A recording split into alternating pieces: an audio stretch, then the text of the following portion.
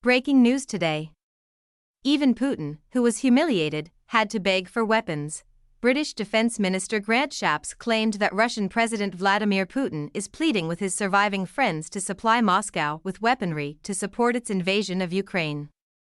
The remarks made by Shapps come after White House National Security spokesperson John Kirby informed reporters on Thursday that Russia launched numerous airstrikes in Ukraine using short-range ballistic missiles acquired from North Korea.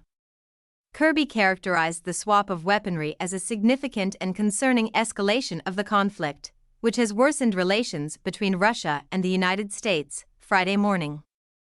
Shapps posted to X, previously Twitter, about how the world has abandoned Russia, which has forced Putin to go to North Korea in order to continue his unlawful invasion. Shapps used a BBC article on Kirby's press briefing to support his claim, went on to say that Russia has violated numerous resolutions passed by the UN Security Council and endangered the safety of another global area by doing this. Something has to be done about this. We will ensure that North Korea faces severe consequences for its backing of Russia by working with our allies. On Friday, Newsweek emailed the Russian Ministry of Foreign Affairs to request a comment. Kirby claimed that some of Putin's recent aircraft attacks on Ukraine may have included weaponry supplied by North Korea. This comes as Putin has increased the frequency and severity of these attacks. U.S. intelligence reports that on December 30, Russia launched a ballistic missile that was given by North Korea. The missile landed in an open field in the Zaporizhzhia region.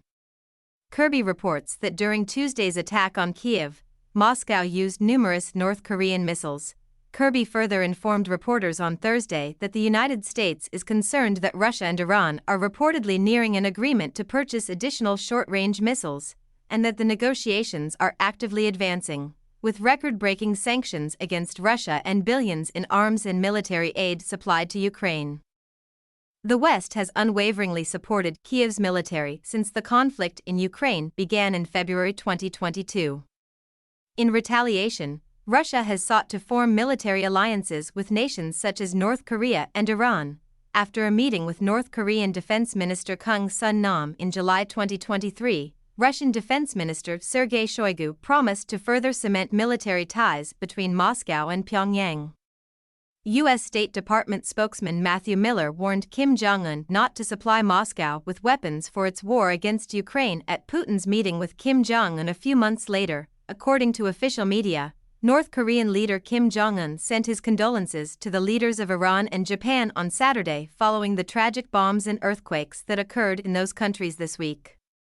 The death toll in Japan's terrible earthquake on New Year's Day is approaching 100, while 2 bomb attacks in Iran, claimed by Islamic State, killed almost 100 people on Wednesday, according to state media KCNA. Kim sent his condolences to Japanese Prime Minister Fumio Kishida and hoped that the impacted areas would soon be stabilized, according to KCNA. He not only restated North Korea's stance in opposing all sorts of terrorism, but he also conveyed compassion to Iranian President Ebrahim Raisi. In response to North Korea's Friday artillery barrage along their contested maritime border, South Korea conducted live fire exercises in a corresponding measure.